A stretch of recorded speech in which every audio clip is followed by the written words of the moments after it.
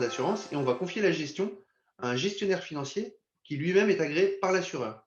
Donc cette banque dépositaire, ce qu'on peut voir, c'est qu'on va ouvrir un compte par client. Quand vous faites un contrat auprès d'un assureur français, vous avez un compte assureur et tous les clients sont investis sur le même compte. Alors je vais prendre un assureur au hasard, on va se comprendre avec Emeric, on va prendre AXA, par exemple. Ouais. Quand vous faites un contrat, On ouais, peut expliquer pourquoi. On a on a travaillé tous les deux chez AXA, on se connaît de chez AXA, c'est pour ça. Donc, quand vous faites un contrat chez AXA, vous versez il y a un compte piscine, ça s'appelle, c'est un compte géant, où vous avez 150 milliards d'encours, et donc tous les clients sont investis sur le même compte. Et donc, vous faites un virement sur ce compte, et vous êtes investi avec les autres clients. Au Luxembourg, on a décidé de faire du sur-mesure. On ouvre un compte pour votre contrat, vous virez votre argent sur ce compte, et il n'y aura que vos actifs sur ce compte. Et donc, c'est de la gestion discrétionnaire. Vous allez définir un profil de gestion avec un mandat de gestion et on confiera la gestion à un gestionnaire financier que vous aurez retenu. Donc ça, c'est vraiment le principe de base du contrat luxembourgeois. Ensuite, on a développé un petit peu, voilà, parfait. On a développé un peu ce savoir-faire. Donc avec l'expérience, on allait sur d'autres structures un petit peu plus complexes. Mais vous allez voir, rien de sorcier. Quand vous avez monsieur, madame qui veulent faire un contrat d'assurance vie, plutôt que d'ouvrir deux contrats qui seraient chacun investis à hauteur de 250 000 euros avec deux comptes, deux fonds internes dédiés qui seraient gérés exactement de la même façon, on a la possibilité d'ouvrir un seul fonds interne dédié. Donc on aurait juridiquement deux contrats et on n'aurait qu'un seul fonds interne dédié. Ce qui permet d'avoir 500 000 euros. Donc un gérant qui gère 500 000 euros, bah, c'est beaucoup plus diversifié qu'un gérant qui gère deux fois 250 000 euros de la même façon. Alors déjà, il y a un avantage en termes de diversification et parfois il peut y avoir également un avantage en termes de coût. Parce que certaines banques dépositaires pratiquent les frais fixes à l'achat et donc si vous achetez deux fois 50 actions totales, bah, vous allez payer deux fois les frais. Alors que là, vous allez acheter une fois les 50 actions totales et il va pouvoir diversifier votre gestion. Alors ça, c'est ce qu'on appelle le umbrella. Le umbrella, on peut le faire quand on a un lien de parenté et on peut aller jusqu'au cousin. Par exemple, monsieur, madame et les trois enfants, on peut faire 5 contrats et on n'aura qu'une seule poche de gestion. Chacun détiendra un pourcentage de cette poche de gestion. Ça n'a aucune contrainte puisque chacun peut sortir quand il veut de sa poche de gestion. On peut faire des arbitrages à l'intérieur, il n'y a vraiment aucune contrainte. Alors, je t'arrête juste une seconde. Maël, tu as commencé à parler de montant. On peut peut-être rappeler ici aussi qu'au Luxembourg, on a aussi des montants minimums qui s'appliquent. Alors la loi, Des tranches de niveau de détention d'actifs financiers. C'est peut-être bien d'en dire deux mots. ouais, alors la typologie d'investisseur, je vais en parler juste après. Mais OK. déjà en termes de montant, ce que je peux vous dire, c'est que la loi, c'est 125 000 euros pour faire un fonds interne dédié, où je vais expliquer après un fonds d'assurance spécialisé, un FID, donc ou un FAS, je vais y revenir, c'est 125 000 euros minimum. Et chez Wellins, le contrat, il commence à 250 000 euros. Parce qu'on considère que mettre toute cette architecture sur mesure pour un contrat inférieur à 250 000 euros, bah, ça coûterait trop cher aux clients déjà dans un premier temps. Et puis deuxièmement, en termes de gestion et de diversification, sur un compte à 125 000 euros, on ne respecte pas, selon nous, les critères minimums pour faire une bonne gestion. Mais je vais développer ça un petit peu après, ne vous inquiétez pas. Bien. Alors, ensuite, ce qu'on peut proposer également, c'est le multifonds interne dédié. Par exemple, vous avez trouvé Emeric, et puis vous lui dites, moi par exemple, j'aime bien Pictet et j'aime bien au hasard Rothschild comme gérant. D'accord. J'ai du mal à choisir entre les deux. On a tout à fait la possibilité de vous ouvrir deux fonds internes dédiés. Donc un fonds interne dédié qui serait déposé et géré par Pictet et un autre fonds interne dédié qui serait déposé et géré par Rothschild, par exemple. Donc nous, assureurs, on est capable de collecter l'information, de l'agréger et de la consolider, de la remonter au niveau du contrat. Donc vous aurez une information claire sur la gestion, vous pourrez comparer les deux gestionnaires et il y en a deux, il pourrait y en avoir quatre. Ce que je conseille souvent, c'est d'avoir des montants minimums, hein, parce que ça ne sert à rien de faire travailler un gérant pour un petit montant, parce qu'il ne va pas bien s'occuper de vous. Donc il faut que le contrat ait une certaine taille. Je dois dire que ce type de structuration, je l'ai rencontré énormément il y a plusieurs années, quand on a commencé à régulariser les actifs déposés en Suisse. Et à ce moment-là, il y avait des clients qui avaient historiquement de l'argent dans trois ou quatre banques en Suisse, et qui étaient très satisfaits de leurs gérants, qui voulaient les conserver. Eh ben, on a ouvert des poches chez chacun de ces gérants. Et donc, on a eu des très gros montants avec différentes poches. On était tout à fait capable de collecter l'information, de l'agréger et de la remonter consolidée au niveau du contrat. C'est plutôt voilà, dans ce cadre-là. Ou alors, vous avez un gérant qui est spécialisé action, un autre qui est spécialisé obligataire américain, par exemple. Vous pouvez séparer les deux poches. Ça, c'est tout à fait possible. Alors, venons-en justement, rentrons dans le vif du sujet. Alors, le vif du sujet, clairement, c'est quel est l'intérêt d'aller au Luxembourg par rapport à un contrat français? Donc, Emeric a fait un bon teaser parce que ça va me permettre de rebondir un peu sur tout. Je dirais que selon moi, il y a 5 avantages à aller au Luxembourg. 5 gros avantages qui sont différenciants entre la France et le Luxembourg. Premier avantage, c'est la souplesse en termes de sous-jacent. Qu'est-ce que je vais pouvoir mettre dans mon contrat? Au final, cette souplesse, elle va dépendre, déjà, plutôt par défaut, on peut aller sur tout type d'action, tout type d'obligation, donc tout type de titre vif et tout type de fonds. Ensuite, encore une fois, Luxembourg fait du sur-mesure. Quand en France, vous avez une liste d'actifs qui est prédéfinie pour les clients, donc avec une liste de PCVM de fonds et une liste d'actions, et vous devez vous cantonner à cette liste. Si vous voulez rajouter un titre, il faut demander l'accord de l'assureur, il faut qu'il y ait un montant minimal quand même assez important pour qu'il veuille bien rajouter, modifier sa liste, et surtout, ça va prendre un peu de temps pour l'étudier et le référencer. Au Luxembourg, on fonctionne différemment, on réfléchit plutôt en matière d'univers d'investissement. Et donc l'univers d'investissement, il va dépendre de 2 critères. Premièrement, du montant que vous allez investir dans la police, et deuxièmement, de votre patrimoine global en valeur mobilière. Et donc, il y a 4 typologies d'investisseurs. Ça va du type A, B, C ou D. Et c'est vrai qu'en fonction de votre typologie d'investisseur, vous avez plus ou moins de latitude. Alors, clairement, les deux qui nous concernent le plus, c'est ce qu'on appelle les types C et les types D. Type C, c'est 250 000 euros dans la police et 1 250 000 euros en patrimoine financier, mobilier. Mobilier, c'est tout ce qui n'est pas immobilier. Donc, en direct, hein, quand vous avez une SCI qui détient de l'immobilier, c'est du mobilier. C'est une société, donc c'est titrisé, c'est assimilé à du patrimoine mobilier. Donc, je répète, type C, 250 000 euros dans le contrat, 1 250 000 euros de patrimoine financier. Type D, c'est 1 million dans le contrat et 2,5 millions de patrimoine financier. Ces deux typologies d'investisseurs, finalement, elles n'ont pas de limite d'investissement. Donc là, vous pouvez faire tout type de titre vie, tout type de fonds, tracker, certificats, dérivés, private equity. En ce moment, la mode, c'est le private equity. On est sollicité extrêmement régulièrement pour du private equity. Et ben, ces deux types d'investisseurs, ils ont la possibilité d'aller sur ce type de sous-jacent. Et c'est vrai que l'année 2020 a été une année fabuleuse pour nous, hein, puisqu'on a collecté plus 77% au troisième trimestre par rapport à l'année précédente, hein, quand le marché était à moins 15, au Luxembourg, hein, je parle au Luxembourg, donc on a fait une super année. Pourquoi? Parce qu'on a un réel savoir-faire pour le non-coté. Donc on a une équipe dédiée pour le non-coté, où nous avons 4 personnes qui font que ça. Dans l'équipe finance, c'est 4 personnes qui font que du non-coté. Et donc cette année 2020, où les fonds euros sont plus vraiment au rendez-vous et ils rapportent plus grand-chose, ils sont quand même beaucoup moins rassurants pour les investisseurs. Donc les investisseurs cherchent de la volatilité, donc du rendement. Quand je dis volatilité, c'est au sens positif du terme. Ils cherchent du rendement. Et donc, c'est vrai qu'aujourd'hui, le rendement, c'est le Du, non-coté. du rendement tout en diversifiant le risque, avec une partie en bourse et une partie qui du coup, n'a pas la même nature de risque que la partie en bourse. Alors, on ne met pas tout sur le non-coté, hein, c'est pas possible de tout mettre sur le non-coté. C'est une Évidemment, petite partie du contrat. et en plus, vous avez des minimums. Oui, alors les montants, on a des montants minimums et en plus, on a un maximum, c'est maximum 65% du contrat. Donc, bon, il faut être fou pour mettre 65% sur un titre. Donc, ça arrive jamais. Mais ce que je veux dire, c'est que le private equity, c'est un moyen d'aller chercher de la volatilité. Et c'est vrai que c'est ce qui a boosté un peu la collecte en 2020, c'est cette recherche de rendement. Il y a un point aussi assez important, c'est qu'au Luxembourg, on fait de la multidevise. Mm. Donc, on investit dans tous les types de devises possibles. Et donc, on diversifie le risque géographique. Alors, les clients, après le confinement qui avaient peur, ils voulaient du dollar, ils voulaient du franc suisse, ils voulaient un peu d'euros, ils voulaient un peu de livre sterling, hein, même si on allait subir le Brexit. Donc, ils voulaient diversifier la devise. Donc, on diversifie la devise, on diversifie les sous-jacents, les actions, les obligations, le private equity. Et c'est vraiment ça, pour moi, l'argument numéro un au Luxembourg. Argument numéro 2, c'est le triangle que vous avez à l'écran, qui est le fameux triangle de sécurité. Donc ça, je vais en parler longuement tout de suite après. L'argument numéro 3, c'est ce qu'on appelle la portabilité. Mm. La portabilité, qu'est-ce que c'est? C'est le fait qu'aujourd'hui, pour un résident fiscal français, je vais vous proposer un contrat de droit luxembourgeois qui est conforme au droit français. Donc, qui respecte toute la réglementation finalement française. Donc, il a la même tête qu'un contrat français, il est de droit luxembourgeois. Donc, il est reconnu dans votre pays de résidence. Ce contrat, il a la particularité dans ses conditions générales de prévoir la possibilité de se délocaliser. Aujourd'hui, c'est vrai que pas la grande majorité, mais un grand nombre de nos clients décident de se délocaliser régulièrement, donc de changer de pays. Donc, imaginons, la mode, c'est d'aller au Portugal, par exemple. Imaginons que vous décidiez d'aller vous délocaliser au Portugal.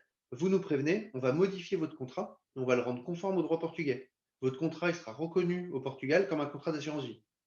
C'est prévu dans les conditions générales, il n'y a pas risque de novation, ça ne peut pas être remis en cause. Ça, c'est une des grandes forces du Luxembourg. Ça, je l'explique souvent et je l'explique encore hier à des partenaires, c'est que la France, les assureurs français, on n'est pas plus malin que les Français, hein, mais les assureurs français, ils ont 70 millions de clients potentiels. Ils n'ont pas envie de s'embêter à s'intéresser aux droits des pays aux alentours. Donc, ils se sont concentrés sur le droit français. Le Luxembourg, il y avait 300 000 habitants, maintenant nous sommes 600 000 habitants. Et il reste encore 15 compagnies d'assurance. Donc, ce n'est pas les 600 000 habitants qui vont permettre de tous nous faire travailler. Donc, on a été obligé depuis 1991 de nous intéresser aux pays européens. Et du coup, on a développé le marché français, le marché belge, le marché espagnol. Et quand vous savez en faire trois, bah, vous savez en faire quatre. Du coup, on a fait l'Italie, on a fait le Portugal, on a fait les pays nordiques. Et on a un vrai savoir-faire en matière de portabilité et d'adaptation au lieu de résidence du souscripteur. Et donc, c'est vrai que chaque pays a ses spécificités. Nous sommes capables d'adapter le contrat à ces spécificités et nous sommes également capables d'accompagner le souscripteur. Donc, par exemple, un client, je vais vous donner un exemple qu'on rencontre régulièrement. Un client français qui a des contrats français, qui souscrit un contrat auprès de Wellins, qui se délocalise en Belgique. Donc en Belgique, si vous faites rien, que vous avez juste un contrat d'assurance vie, et que vous avez pas fait de structuration, en cas de décès, bah, vous êtes taxé à hauteur de 30% en ligne directe. D'accord? Ce client, il nous prévient en arrivant en Belgique, on va structurer son contrat, on va le modifier et on va le mettre un enfant avec lui comme tête assurée et ses enfants en France, par exemple, on va les mettre bénéficiaires. Cette structuration, elle va permettre d'échapper totalement à la fiscalité successorale. Ce qui fait qu'en cas de décès, il n'y aura pas de droit de succession. Le problème que l'on rencontre, c'est qu'il y a une convention successorale entre la France et la Belgique et que l'assurance vie, la fiscalité de l'assurance vie dont on parle souvent, vous savez, les 152 500 euros d'abattement, ça, c'est ce qu'on appelle une fiscalité sui generis. Ce n'est pas de la fiscalité successorale, c'est une fiscalité propre à l'assurance vie. Du coup, le client qui décède en Belgique, dû à la convention, ben, il ne va pas payer de droits en France, il va payer des droits qu'en Belgique. Donc, il va payer ses 30% en Belgique et en plus, il va payer les droits de l'assurance vie. Donc là, avoir un contrat français et se délocaliser dans un autre pays, ce n'est pas forcément intéressant. Le contrat luxembourgeois, comme on l'a rendu conforme au droit belge, en Belgique, on a le droit de céder le contrat à ses enfants. Et ben, on a pu organiser le patrimoine du souscripteur en fonction, et du coup, il n'y a pas de droit de succession. Donc bref, la portabilité, c'est un point important. Quatrième point, la loi Sapin 2. Alors ça, vous en avez tous entendu parler. Bon, je ne vais pas rentrer dans le détail de la loi Sapin 2, mais ce qu'il faut retenir, c'est que cette loi, elle est là pour protéger les assurés. C'est pour protéger clairement les fonds euros. Le risque, c'est une remontée violente des taux. Si les taux remontent violemment, bah, les fonds euros vont s'effondrer. Les rendements étant ce qu'ils sont actuellement, il y a plutôt de la décollecte que de la collecte. Donc, soit des arbitrages de fonds euros vers des unités de compte, soit des rachats. Et donc, si les taux remontent violemment, les assureurs ils vont être obligés de vendre le portefeuille du fonds euro à perte pour pouvoir rembourser les clients. Donc, le régulateur a permis aux assureurs français de pouvoir bloquer les rachats ou les arbitrages sur une période de 3 à 6 mois. D'accord? C'est pas très rassurant. Bah, le fait que Wellins, nous soyons un pur acteur luxembourgeois, nous ne sommes pas concernés par la loi Sapin 2, donc on ne peut pas bloquer nos contrats. Et c'est là où je dis que c'est un peu différent avec mes concurrents français au Luxembourg, c'est qu'ils ont tous des fonds euros qui sont réassurés en France. Du fait, de facto, si on bloque en France, bah, on bloquera au Luxembourg. Donc cette particularité de Wellins, c'est de ne pas être soumis à cette loi Sapin 2. N'hésite pas, Émeric, si Oui, je vais trop loin. d'autant que sur les contrats Willins, on n'a pas de fonds euros. Ah oui, donc nous ne sommes pas concernés. Et en plus, nous sommes purs luxembourgeois. Alors, je peux donner un autre exemple hein, dans la même verbe. C'est qu'il y a la loi Pacte qui est rentrée en application l'année dernière, qui interdit aux assureurs d'accepter le paiement de la prime par rapport de titre. Donc, vous avez un compte titre, vous voulez faire un contrat assurance vie et payer votre prime en apportant vos titres. Ah ben, en France, maintenant, c'est interdit. La plupart de mes concurrents au Luxembourg le font pas parce qu'ils dépendent d'un assureur français. C'est vrai que nous, étant purs luxembourgeois, on n'a pas cette contrainte, donc vous pouvez payer votre contrat par rapport de titre. Bien évidemment, vous paierez la plus-value, mais vous pouvez tout à fait garder vos titres. Vous n'êtes pas obligé de les céder pour les racheter derrière. Ça, c'est une autre spécificité. Dernier point différenciant, selon moi, encore une fois, les luxembourgeois, on n'est pas mieux que les Français, c'est la transparence en matière de coûts. Donc, du fait de la structure du contrat, vous avez un courtier, un assureur, un gestionnaire et un dépositaire. Du fait de ces différents intervenants, dès l'origine, on est assez transparent dans le bulletin de souscription. Vous avez la rémunération de chacun qui est précisée. Alors, encore une fois, ça, je trouve ça tout à fait normal. En France, ce n'était pas le cas jusqu'il y a 2 ans. Il y a une nouvelle loi DDA qui rentre en application, qui impose maintenant aux assureurs d'être plus transparents. Mais jusque-là, ce n'était pas du tout transparent. Vous ne saviez pas combien vous payez votre contrat d'assurance et vous ne saviez pas combien il y avait de frais dans les sous-jacents. Maintenant, ils sont obligés de le faire, hein. Donc maintenant, c'est plus transparent. C'est vrai qu'au Luxembourg, ça fait 30 ans que nous sommes plus transparents. J'en viens au point de sécurité de ce fameux triangle. Excusez-moi, je parle beaucoup, je parle vite. Donc, D'ailleurs, entre parenthèses, je rappelle juste que s'il y a des questions, n'hésitez pas à faire dur, hein, puisqu'en effet, tu abordes pas mal de points. oui, bah, pour tenir, je suis obligé d'être complet, enfin d'essayer d'être complet. Mais là, on arrive, voilà, on a déjà fait une bonne partie, je vous rassure, je vais ralentir le rythme. Donc là, on arrive au triangle de sécurité. Le triangle de sécurité, c'est vraiment un argument qui plaide pour le Luxembourg et c'est aussi une des raisons du succès ces dernières années du Luxembourg. C'est une convention tripartite qui est signée entre notre régulateur, le commissariat aux assurances, qui dépend de l'État luxembourgeois, la compagnie d'assurance et la banque dépositaire. Cette convention, elle impose à la compagnie d'assurance et à la banque dépositaire de ségréguer les actifs. Ce qui veut dire que le compte que j'ai ouvert dans le cadre de mon fonds interne dédié, le compte qui est dédié au contrat auprès de la banque dépositaire, ce compte, il est hors bilan pour la compagnie d'assurance, il est hors bilan pour la banque dépositaire. Ce qui veut dire en gros qu'en cas de faillite de l'un ou de l'autre, on ne peut pas les servir sur ce compte. Ça, c'est un point hyper important. Je dis toujours que c'est une jolie histoire, mais en 2008, on a des clients qui étaient investis auprès de banques islandaises. Donc, il y avait les deux banques, la Copting et Landsbanki, qui ont déposé le bilan. Il y en avait une très connue, là, où vous aviez Enrico Macias, qui a eu des déboires avec la justice. Bref, nous, c'était dans l'autre. On avait des clients assurance qui étaient investis auprès des clients suédois qui étaient investis auprès de Copting. Quand Copting a déposé le bilan, le régulateur a gelé tous les comptes assurance. Il est venu nous trouver et il nous a demandé de nous rapprocher de nos clients pour qu'ils choisissent une autre banque dépositaire. Donc les clients ont choisi une banque suédoise. C'est le régulateur qui a ouvert des nouveaux comptes auprès de cette banque suédoise et c'est lui qui allait récupérer les titres et qui les a transférés auprès de cette nouvelle banque. Ça a pris entre 5 et 12 jours pour transférer l'intégralité des portefeuilles. Ça, c'est imbattable en termes de délai. Dans ce cas particulier, il y avait du cash. Le cash, normalement, c'est dans le bilan de la banque. Ça aurait dû disparaître avec la banque. Dans ce cas particulier, on a tout récupéré. Ça nous a servi de leçon. Aujourd'hui, on interdit un gérant d'avoir plus de 5% de cash. D'accord? Maintenant, je vais comparer avec un contrat français. Oui. On va rester sur AXA. Donc, Emric a gagné au loto. Emric a 10 contrats de 1 million chez AXA. AXA dépose le bilan. Donc, en France, les créanciers prioritaires, ça va être l'URSSAF, les impôts et ensuite les salariés. Une fois qu'ils se sont servis, vous avez un fonds de garantie qui a été mis en place pour vous indemniser à hauteur de 70 000 euros par compagnie d'assurance. Bon, Emric, pas de chance, tu as 10 contrats de 1 million auprès du même assureur, donc tu n'auras que 70 000 euros de garantie. Et encore pas de chance, ce fonds de garantie fait 2,7 milliards. AXA, c'est 150 milliards d'encours. Ça m'étonnerait que tu récupères un centime. Maintenant, une fois que les créanciers prioritaires se sont servis, vous avez le liquidateur judiciaire qui va liquider la structure. Liquider une structure d'assurance, ça prend en moyenne 5 à 8 ans. Donc pendant 5 à 8 ans, c'est de l'argent qui n'est pas disponible, c'est de l'argent qui n'est pas géré. Au bout de 5 à 8 ans, vous récupérez vos actifs, peut-être plus, peut-être moins, peut-être rien, on ne sait pas, mais en tout cas pendant 5 à 8 ans, ce n'est pas disponible. C'est là où le Luxembourg fait une vraie différence, parce qu'au Luxembourg, le client, il est considéré comme super créancier. On appelle ça d'ailleurs le super privilège luxembourgeois. Il n'y a pas de créancier. Le seul créancier, c'est le client. En cas de pépin, 5 à 12 jours plus tard, ça a été testé, on a de l'expérience, 5 à 12 jours plus tard, bah, tu récupères tout ton portefeuille. Ça, c'est un vrai plus hein, du Luxembourg. Si on ajoute, et c'est pour ça d'ailleurs que dans ton introduction, tu disais qu'en France, on aime bien diversifier le risque. Moi, je déconseille toujours au Luxembourg. En France, alors, je travaille longtemps pour des compagnies françaises.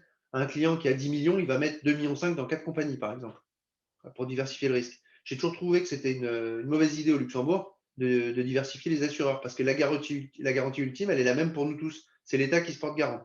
Alors, l'État, il se porte garant du bon fonctionnement du mécanisme. Il ne met pas d'argent de sa poche. Hein. Cette convention-là, pour vous donner une idée, aujourd'hui, Wellins, on a des conventions avec des banques dépositaires. On en a 144. Et on a toutes les banques suisses. Donc les banques suisses, elles ont dû signer cette convention tripartite pour pouvoir travailler avec nous. Pour qu'une banque suisse, elle ouvre ses livres à un régulateur étranger, c'est qu'elle est bien faite quand même, cette convention. Du coup, plutôt que de diversifier les assureurs, moi je préfère en choisir un, mettre plus et payer moins cher, et du coup privilégier une seule compagnie. Ça, c'est les 5 points. Déjà, peut-être, vous avez peut-être des questions là-dessus, parce que c'est les 5 points quand même assez importants. Alors, il y a au moins une question sur Sapin 2. Est-ce que tu peux juste réexpliquer? On nous demande de rééclairer un petit peu sur l'intérêt du Luxembourg versus Sapin 2 en France. Alors, je vais vous expliquer la loi Sapin 2. Bon, je vais être obligé de rentrer un peu dans la technique, c'est pas très compliqué, mais rapidement, je vais essayer de vous expliquer un peu comment ça fonctionne. En gros, le gouverneur de la Banque de France, ça fait des années que ça l'énerve les rendements des fonds euros. Quand les fonds euros faisaient encore 3%, alors que leur portefeuille était à zéro, hein, c'est que de l'obligataire souverain, donc c'est que de la dette d'État, et que la dette d'État, elle rapportait zéro déjà depuis quelques années. Le fait que le fonds euro continue à donner du 3%, au début, ça pouvait s'expliquer parce que les fonds euros, ils ont dans l'obligation de distribuer 85% de leurs bénéfices annuels et ils peuvent mettre 15% en réserve. Donc ils avaient un peu de réserve. Sauf que les réserves, elles ont été distribuées au bout d'un moment. Et donc, le fait que ça distribue du 3%, chaque année, ils convoquaient les assureurs pour qu'ils rendent des comptes sur leur gestion. Mais les assureurs, ça les embêtait pas plus que ça parce il avait aucun pouvoir, le gouverneur de la Banque de France. Du coup, ça l'a tellement énervé qu'il allait voir M. Sapin. Et M. Sapin, il a légiféré. Il a créé ce qu'on appelle la Haute Autorité au contrôle et à la surveillance financière. C'est un organe qui est dirigé d'ailleurs par le gouverneur de la Banque de France et qui lui donne autorité pour décider unilatéralement des taux de rendement des fonds euros. Ce qu'il faut bien comprendre, c'est qu'avec les fameuses normes Solvency 2, là, dont je vous parlais tout à l'heure, les fonds euros, historiquement, ils avaient beaucoup d'actions. D'accord? Ils avaient un peu d'obligataire, beaucoup d'immobilier, beaucoup d'actions. Mais comme pour chaque investissement, l'assureur il doit provisionner de l'argent sur ses fonds propres et que l'action et l'immobilier est beaucoup plus consommateur en fonds propres que l'obligataire, plus les années passaient, plus les fonds euros se sont redirigés vers de l'obligataire d'État. C'est ce qui coûte le moins cher pour l'assureur. Et donc aujourd'hui, ils sont constitués à plus de 80% d'obligations souveraines. Les obligations, elles rapportent zéro. Et une obligation, comment ça fonctionne? C'est émis à 100, ça a une durée de 5 ans par exemple. Une obligation de fonds euros, la duration, c'est 7 ans. 7 C'est ans, oui. 4 ans. Si vous la gardez à terme et que l'entreprise n'a pas fait faillite, c'est de la dette, bah, vous récupérez vos 100. Pendant la vie de l'obligation, le nominal, le cours de l'obligation, il va fluctuer. Et en fait, à la base, on vous dit qu'on va vous donner un coupon, par exemple, de 3. C'est-à-dire que tous les ans, vous allez toucher 3%. Par contre, le cours de l'obligation, il fluctue. Et au bout de 7 ans, vous récupérez votre argent. Quand les taux d'intérêt remontent, le cours de l'obligation baisse. D'accord? Et donc, le vrai risque, c'est que les obligations d'État, qu'il faut savoir, c'est que les fonds euros français, ils détiennent 40% des dettes des États européens. C'est quand même colossal. Donc, le régulateur, il a pensé aux assurés, mais il a aussi pensé à la dette de ses petits copains souverains. Donc, bref, tout ça pour dire que si le risque, c'est que les taux remontent. Si les taux remontent, le cours des obligations va baisser. Si tout le monde, parce que les fonds euros ne rapportent pas grand-chose, si tout le monde arbitre ou rachète à ce moment-là, ben les assureurs ils vont être obligés de vendre des obligations à perte pour pouvoir dégager des liquidités, pour pouvoir rembourser les rachats ou pour pouvoir assurer les arbitrages. Le vrai risque, c'est que bah, ça coule le fonds euro. Si ça coule le fonds euro, bah, l'assureur fait faillite, les clients assurés historiques sont lésés, sont perdants, et les États sont perdants. Du coup, le régulateur a donné cette possibilité aux assureurs, en cas de remontée massive des taux, et donc de baisse des obligations, de geler les arbitrages et les rachats sur une période allant de 3 à 6 mois, 3 mois renouvelables une fois. Voilà, c'est ça la loi Sapin 2. Et donc, à la base, on visait le fonds euro, mais comme ça a été jugé discriminant, bah, ça concerne tous les contrats en France. Au Luxembourg, on est un peu moins concerné, soyons honnêtes. C'est quand vous achetez du fonds euro au Luxembourg, ça n'existe pas le fonds euro au Luxembourg. Ils sont Non. tous réassurés sur des fonds français. Déjà, enfin, entre nous, pas très intéressant d'aller faire du fonds euro au Luxembourg, parce que vous allez avoir le rendement du fonds français, moins le coût de la rassurance, donc c'est moins rentable qu'un fonds français. Bref, et quand on bloque le fonds en France, bah forcément, on bloque au Luxembourg, et du coup, vous êtes concerné. Et le fait qu'on n'ait pas de fonds euro et qu'on soit pur acteur luxembourgeois, la loi Sapin 2 ne nous concerne pas. Voilà, j'espère avoir été assez clair. Je pense. Voilà. Alors, allons-y, continuons. Donc ça, c'était vraiment les 5 points les plus importants. Respect de la vie privée. Alors, il y a un point important quand même, hein, c'est que le Luxembourg assure une neutralité fiscale. Si vous êtes résident fiscal français et que vous souscrivez un contrat luxembourgeois, c'est la fiscalité française qui s'applique, hein, aussi bien pendant la vie qu'au moment du décès. Ouais. Je vais peut-être on va faire un point sur la fiscalité après. Tu l'as un peu illustré tout à l'heure, c'est-à-dire que quand on vit en France, la fiscalité française s'applique, mais si on est amené à vivre à l'étranger à un moment donné, on n'a plus forcément l'impact de la fiscalité française sur le contrat. C'est la fiscalité de son pays de résidence, tout à fait. Voilà, c'est un des principaux avantages du contrat luxembourgeois. Alors, je vais vous parler un peu du FAS rapidement, parce que le FAS, c'est quand même une nouveauté de la circulaire 15.3, donc la dernière circulaire. C'était une vraie demande des assureurs qui opéraient sur la France. En France, c'est vrai qu'on fait beaucoup de ce qu'on appelle des produits structurés. Donc, c'est quelque chose qu'on va acheter dans le contrat qui ne va pas être géré, donc qui fait sa vie finalement à l'intérieur du contrat. Et c'est vrai qu'historiquement, on les mettait dans les fonds internes dédiés. Donc, on les mettait dans un mandat avec un gérant. Le problème, c'est que le gérant, finalement, il l'achetait, mais il ne faisait rien dessus, hein, puisqu'il est autogéré, finalement, le produit structuré. Et on payait des frais de gestion financière pour quelque chose qui n'avait pas besoin d'être géré. Donc, on a demandé à créer une poche, trouver une solution pour pouvoir acheter ces produits structurés sans payer des frais de gestion discrétionnaires. Et donc, le régulateur a introduit la notion de FAS. Et donc, le FAS, c'est un peu le même principe que le FID. On va ouvrir un compte qui est dédié pour le contrat, d'accord? Sauf qu'il n'y a pas de gérant. C'est le client qui choisit ce qu'on peut mettre dessus. Donc, l'univers d'investissement, c'est tout type de titre vif et tout type de PCVM. Ou, Et on fait ou, également un peu de private equity. Pardon. le cabinet de gestion de patrimoine avec le client. Alors, le principe, c'est que c'est le client qui choisit et c'est le Mm. courtier qui passe les ordres. Voilà. Donc, c'est le principe dans le contrat. Maintenant, ce qui se fait beaucoup, c'est vrai que c'est votre courtier qui va vous conseiller, hein. Il va vous donner des conseils d'investissement. C'est le client qui a le dernier mot, mais c'est quand même le courtier qui peut être force de proposition. Et sur ce plan-là, d'ailleurs, c'est aussi un moyen de comparer le FID et le FAS, hein. Le FID, on confie bien la gestion à une société de gestion, une banque, des gérants, et puis le FAS, ça reste à la main du client en coordination avec le cabinet. Tout à fait. Le FIT, c'est de la gestion discrétionnaire. On signe un mandat, on définit un profil de gestion et on donne la main au gérant. Il fait ce qu'il veut en respectant les bornes qui auront été prédéfinies. Le FAS, c'est le client qui a le dernier mot. Donc on peut mettre plein de choses, hein, vous avez compris, des ETF. Ça, je vous passe le blabla. Alors les typologies d'investisseurs, c'est ce que je vous ai dit. Ça, c'était intéressant. Les limites d'investissement. Alors la fiscalité, est-ce que je fais un petit point sur la fiscalité de l'assurance vie? On peut en faire Rapidement. un rapide, ouais. Alors, il y a deux périodes. Il y a deux moments dans la vie, finalement, comme dans la vraie vie, hein, finalement. Il y a pendant la vie et au moment du décès. L'assurance vie, à la base, ça a été créé pour le décès, pour optimiser la succession. Dans les années 60, il n'y avait pas de droit de succession en France. Et à ce moment-là, l'État a décidé de créer d'intégrer des droits de succession. Et du coup, ils ont inventé un produit, le contrat d'assurance vie, à l'époque déjà une niche fiscale qui permettait de ne pas payer de droits de succession. Bon, bah, vous connaissez l'histoire, hein, les choses ont évolué dans le mauvais sens, hein. Les droits de succession n'ont fait que grimper. Et du coup, la fiscalité de l'assurance vie, s'est transformé en zéro droit de succession, en quelques droits de succession, mais c'est toujours plus avantageux que la fiscalité hors assurance vie. Donc, il y a eu un changement quand même qui a bien fait évoluer les choses en 2017, en septembre 2017, avec Emmanuel Macron. Avant, on parlait souvent de durée de détention de 8 ans. Donc, on pouvait racheter quand on voulait, mais c'est vrai que dans l'imaginaire collectif, on se disait qu'il fallait garder son contrat 8 ans avant de pouvoir le toucher. Après septembre 2017, ça a bien évolué, puisque maintenant, il y a une flat tax à 30%. Et donc, à n'importe quel moment de la vie du contrat, on peut sortir, mais on aura une fiscalité à 30%. Mais néanmoins, l'assurance vie conserve un avantage non négligeable sur le compte titre. Et ça, on n'en parle pas assez, je trouve. C'est vraiment, pour moi, un des avantages principaux de l'assurance vie, en France en tout cas, c'est le fait que la formule de rachat est bien particulière. Je vais vous prendre un exemple. Je mets 1 million d'euros dans un compte titre. Je mets 1 million d'euros dans une assurance vie. Je fais 200 000 euros de plus-value dans les deux cas. Donc je me retrouve avec 1 million. Je vends tout, je me retrouve avec 1 million de cash en compte titre, 1 million de cash en assurance vie.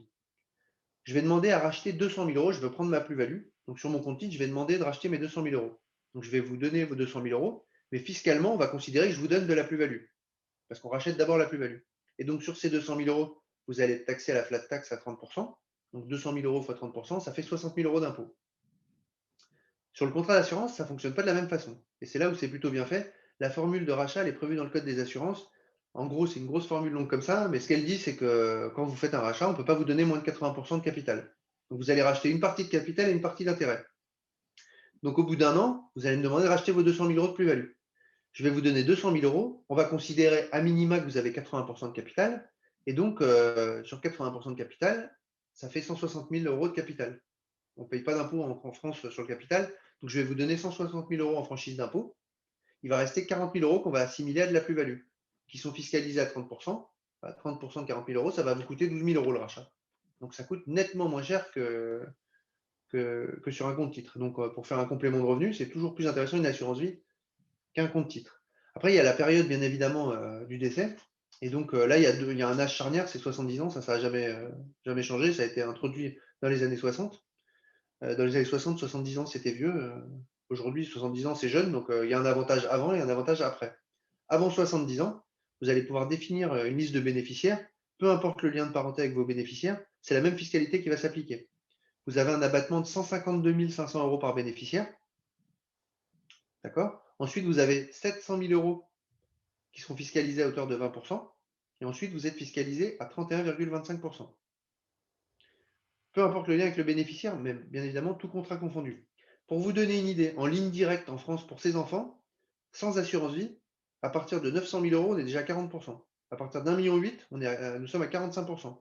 Quand vous avez un frère ou une sœur qui est héritier, parce que vous n'avez pas d'enfant, à partir de 23 000 euros, on est à 55%. Donc l'assurance vie, c'est hyper avantageux. Maintenant, vous pouvez verser de l'argent après 70 ans. Après 70 ans, le calcul est un peu différent. Vous versez à 71 ans 1 million d'euros. Vous décédez à 96 ans, ce million d'euros, il est devenu 1,6 million. Donc au moment du décès, on va prendre le montant versé, donc 1 million d'euros. On va déduire 30 500 euros, ce qui n'est pas grand-chose. Les 970 000 euros, donc restants, vous rentrez dans la succession de façon classique. Par contre, les 600 000 euros de plus-value que vous avez réalisés, ils sont exonérés de droits de succession. Ils sont uniquement soumis aux prélèvements sociaux. Donc, je vous ai donné plein de chiffres, hein. Si vous devez retenir une chose, c'est Bon. avant 70 ans, on a un avantage sur le capital et sur les intérêts.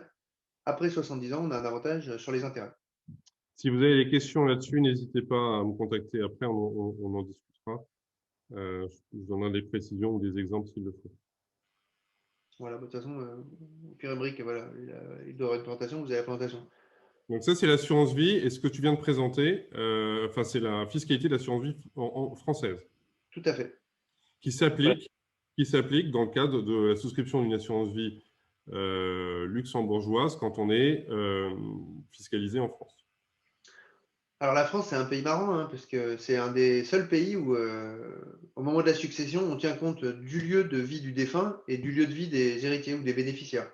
Ce qui n'est pas le cas dans les autres pays, hein. La plupart des autres pays, c'est uniquement le lieu de vie du défunt qui compte, qui va fiscaliser. Donc, vous avez un enfant qui habite en Suisse où il n'y a pas de droit de succession, mais vous êtes en France, il va payer des droits de succession. Vous habitez en Suisse, mais votre bénéficiaire est en France, bah, il va quand même payer des droits de succession. Donc, l'assurance vie, ça reste l'outil indispensable. C'est le seul moyen, de toute façon, soit vous donnez, mais c'est plus à vous, soit vous pouvez faire de l'assurance vie. Et alors, ma conclusion, justement, si vous souhaitez donner à vos enfants, vous avez une solution que je trouve idéale, c'est ce qu'on appelle le démembrement de propriété.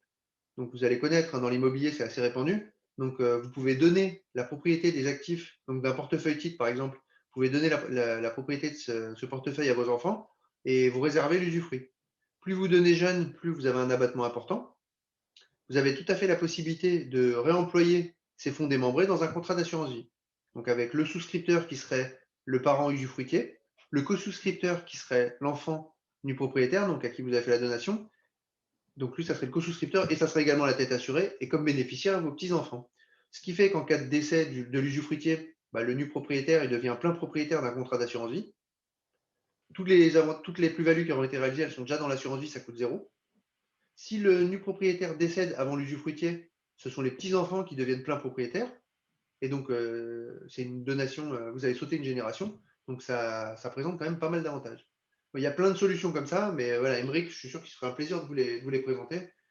Si vous avez des questions, de toute façon, il est à votre disposition et moi, je me ferai un plaisir de répondre à d'éventuelles questions. Je m'excuse, 49 minutes, donc j'ai un peu débordé. C'est bien, c'est J'ai bien. donné beaucoup d'informations en pas beaucoup de temps. Donc, j'espère que je ne vous ai pas perdu et que je ne vous ai pas fatigué. Mais en tout cas, voilà, je pense qu'on a fait un bon tour de tout ce qu'il est possible de faire. Un bon tour d'horizon. Il y a juste un point. Alors, ça va permettre d'ouvrir la phase des questions. C'est une question qui m'a été posée en amont et qu'on n'a pas du tout évoquée là. C'est la capacité de pouvoir utiliser ce contrat comme garantie à un crédit Lombard. Ouais. Est-ce que tu peux nous en toucher deux mots? Et puis, n'hésitez pas ensuite à commencer à poser des questions par écrit ou à ouvrir vos micros dès maintenant. Alors, c'est une bonne question. Un point important, c'est qu'en France, on peut faire ce qu'on appelle des avances sur les contrats d'assurance vie. Ça, c'est un point positif pour la France, même si souvent je trouve que le taux est Oui. prohibitif, mais en tout cas, l'assureur peut vous prêter de l'argent, ça vous évite de faire un rachat. Au Luxembourg, on ne fait pas d'avance. Donc au Luxembourg, on fait ce qu'on appelle des crédits lombards. Dans le cadre d'un fonds interne dédié, vous avez compris qu'on ouvrait un compte auprès d'une banque dépositaire et qu'on confiait la gestion à un gestionnaire financier. Ce n'est pas forcément le même, la banque dépositaire et le gestionnaire financier. Ça peut être un gérant indépendant, le gestionnaire financier. Mais là, ce qui compte, c'est la banque dépositaire. Celle qui va recevoir les actifs, elle peut très bien les prendre en garantie.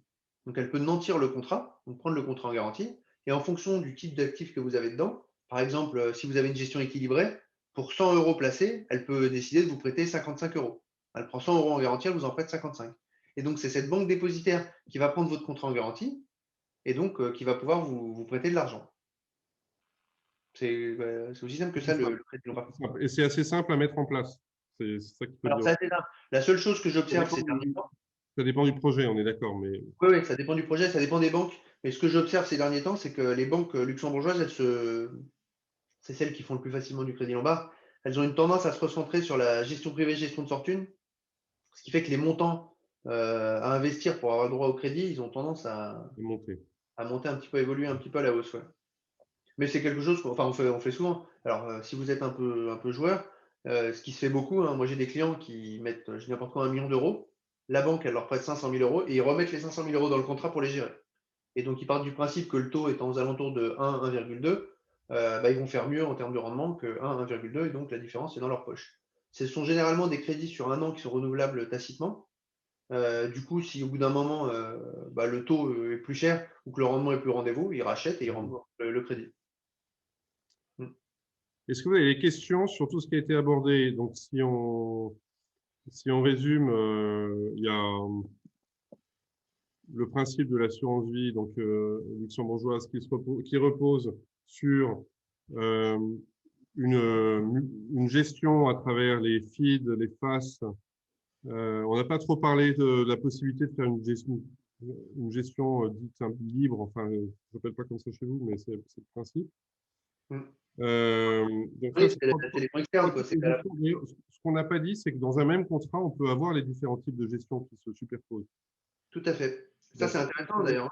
C'est une ouais, bonne remarque parce qu'on peut faire du feed avec une gestion discrétionnaire et on peut très bien, par exemple, je sais pas moi, vous avez une conviction sur l'action, je dis n'importe quoi, Carrefour par exemple, c'était dans la presse il n'y a pas très longtemps. Vous dites Carrefour vont se faire acheter, le titre va s'envoler.